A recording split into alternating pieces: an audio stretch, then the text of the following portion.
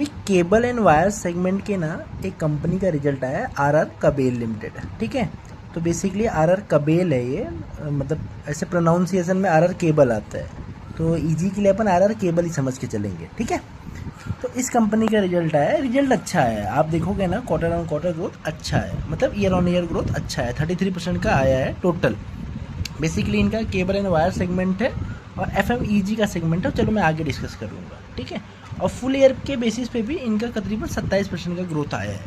ठीक है, अभी केबल एंड वायर जो भी सेक्टर है ना, ये इसमें ना टेलवेंट्स है। ठीक है, मतलब ये सेक्टर ही बूम कर रहा है। ठीक है, अभी एक चीज़ और है, आप ये ध्यान देना, लोग कहते हैं ना सेक्टर टेलवेंट सेक्टर टेलवेंट सेक्टर टेलवेंट।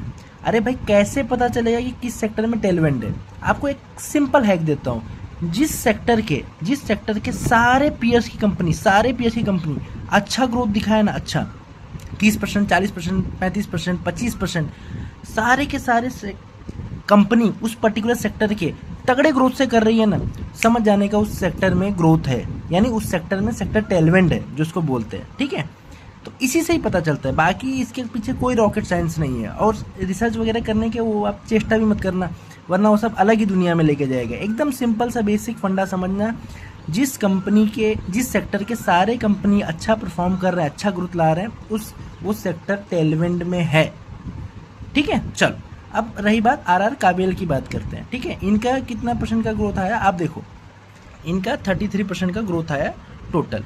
ठीक है, अब ये 33% देख के आप अचंभा मत हो जाना, इसमें भी आप अगर थोड़ा सा इन डेप्थ एनालिसिस करेंगे तो इसमें भी ना दो प्रकार के ग्रोथ होते हैं, एक होता है वॉल्यूम ग्रोथ, एक होता है वैल्यू ग्रोथ। वॉल्यूम ग्रोथ क्या होता है भाई, कितनी क्वांटिटी ज़्यादा आप बेचे।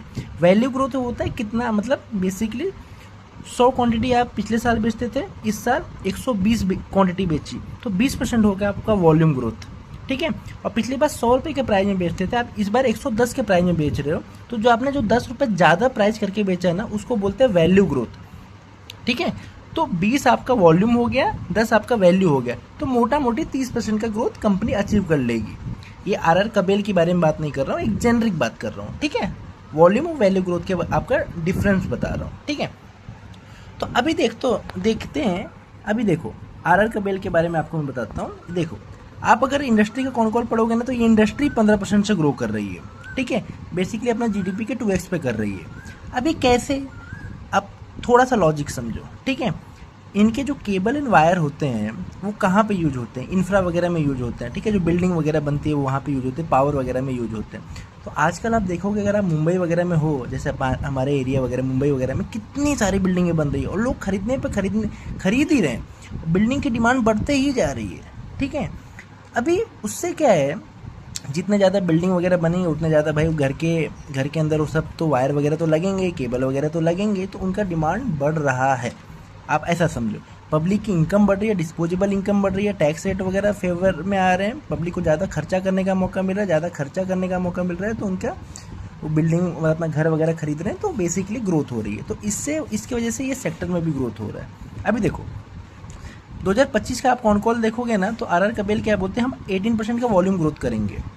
ठीक है, और ये मतलब वो उन्होंने सेगमेंट का भी बता दिया, 18% का ग्रोथ करेंगे, 10-12% वायर में करेंगे, केबल में करेंगे। अब देखो इनका क्या है ना, 90% जो बिजनेस है ना केबल एंड वायर से, उसमें भी स्पेसिफिक देखोगे ना 70% वायर का है, 30% केबल का है, और बाकी 10% एफ है। एफ वो पंखे वगैरह, अगर आप यहाँ देखोगे ना उनका, अगर आप ये पंखे वगैरह और सब छोटे छोटे पंखे और ये सब जो आयरन वगैरह दिख रही है ना, उसका डिवीजन है। ठीक है, तो 10% वो है, 10% में भी अगर आप 90% वो डीलर से होता है, ऑफलाइन होता है, 10% ई कॉमर्स से होता है। ठीक है, अब देखो आर कबेल ने क्या किया था मालूम है, लास्ट ईयर क्या किया था इनका, last year cable and wire segment 14-15% से ग्रोथ किया था, जिसमें से वॉल्यूम 7% से किया था। इसका मतलब आप समझो कि वॉल्यूम ग्रोथ अगर 7% से है, केबल है, और बाकी टोटल ग्रोथ 14-15% से है ना, तो बाकी का जो 7-8% ग्रोथ आ रहा है ना, वो वैल्यू से आ रहा है। वैल्यू मतलब वो प्राइस ज़्यादा चार्ज कर रहे हैं, प्राइस ज़्यादा पास ऑन कर दे रहे हैं। ठीक है, तो ये चीज़ आप ध्यान में रखो। अभी मैं क्यों बता रहा हूँ मालूम है, क्योंकि इस साल का कॉन कॉल अभी आया नहीं है। अगर आप देखोगे ना, आर केबल का कॉन कॉल अभी आया नहीं है, इस साल का ट्रांसक्रिप्ट नहीं आया।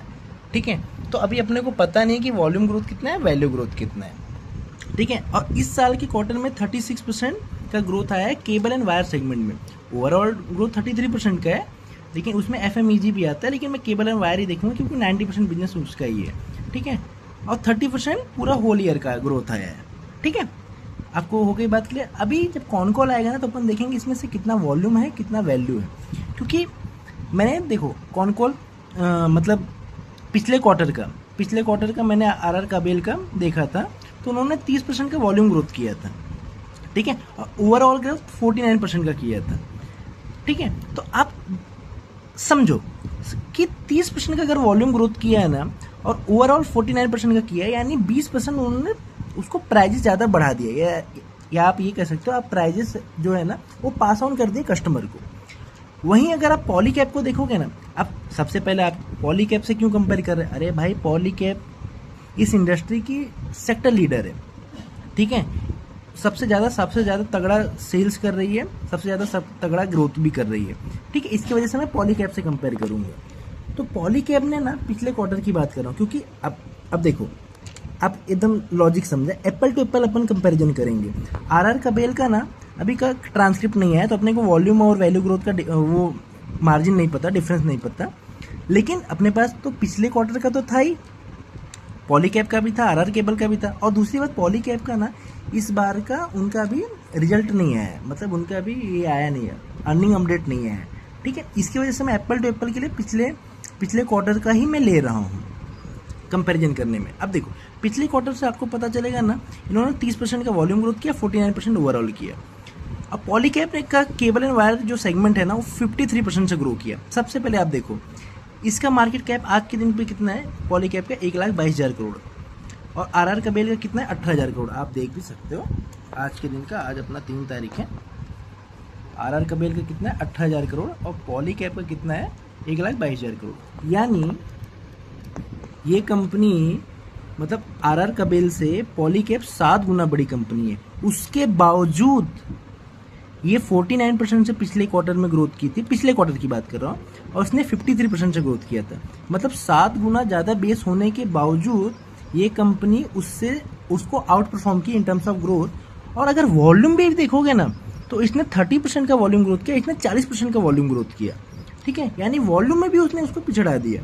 और एक चीज़ और आप देखोगे ना तो इस कंपनी ने RR काबेल ने ना प्राइजेस ज़्यादा बढ़ा दिए, मोटा मोटी अंडरस्टैंडिंग लो, बल्कि पॉलीकैब ने उतने प्राइस नहीं बढ़ाए। पॉलीकैब ने क्या किया, वॉल्यूम ज़्यादा बढ़ाया, ठीक है। तो देखो मेन क्या रहता है ना, अगर आप सिर्फ प्राइजेस बढ़ा के ग्रोथ करोगे ना तो दिक्कत हो जाती है, वो सस्टेनेबल बिजनेस मॉडल नहीं होता। आप प्राइजेस बढ़ा के इंडिया में ज़्यादा आप बिजनेस बड़ा कर ही नहीं सकते, आप सिर्फ वॉल्यूम बढ़ा के बड़ा बिजनेस कर सकते हो। और पॉलीकैब दोनों चीज़ें कर रहा है, ठीक है। प्राइस भी नहीं बढ़ा रहा, वॉल्यूम भी ज़्यादा बढ़ा रहा है, और उसका बेस 7 गुना ज़्यादा होने के बावजूद ये पॉलीकैब RR केबल को आउट परफॉर्म कर रही है।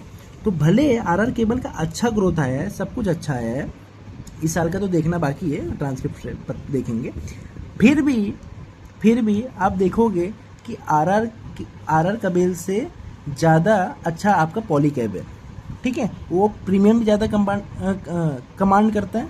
एक्चुअली देखो ना, अब एकदम सिंपल समझो, RR काबेल जैसे एक वो लड़का है जो 70-75% लाता है। अब अगर उसको इंडिपेंडेंटली देखोगे तो आप कहोगे यार 75% लाया है, अच्छा बंदा है। लेकिन अगर आप उसको एक बंदे से कंपेयर करोगे, ठीक है, जो एकदम सेम नॉलेज सेम हाइट सब कुछ का है, वो बंदा आपको 90% लाया है, तो आप खुद ही सोचो डिमांड कौन से बंदे की बढ़ेगी, पहले वाले बंदे की। ऐसा मैं नहीं बोल रहा हूँ कि RR काबेल खराब है या दूसरा वाला बंदा खराब है जो 75% लाया था, लेकिन 90% वाला ज़्यादा अच्छा है पहले वाले बंदे से, क्योंकि वो ज़्यादा मेहनती और ज़्यादा पढ़ाई वगैरह कर रहा है, ठीक है। तो बाय डेफिनेशन डिमांड वो पहले वाले पे बंदे पे आएगी रादर देन सेकंड वाले पे। तो ऐसे ही अगर आपके पास 2 ऑप्शन है, समझो पूरी दुनिया में सारे स्टॉक खत्म हो गए, सिर्फ और सिर्फ 2 ऑप्शन बचे, एक RR काबेल और एक पॉलीकैब, एग्जाम्पल पकड़ो, तो आप कौन सा स्टॉक पकड़ोगे? ऑब्वियसली पॉलीकैब, क्योंकि वो ज़्यादा तेज़ से ग्रोथ कर रहा है, ठीक है। तो आप जो कंपनी ज़्यादा तेज़ से ग्रो कर रही है आप उसी पे पैसे लगाओगे ना, जो स्लो कर रही है आप उस पर क्यों पैसे लगाओगे? तो आपको ऐसे देखना है, ठीक है।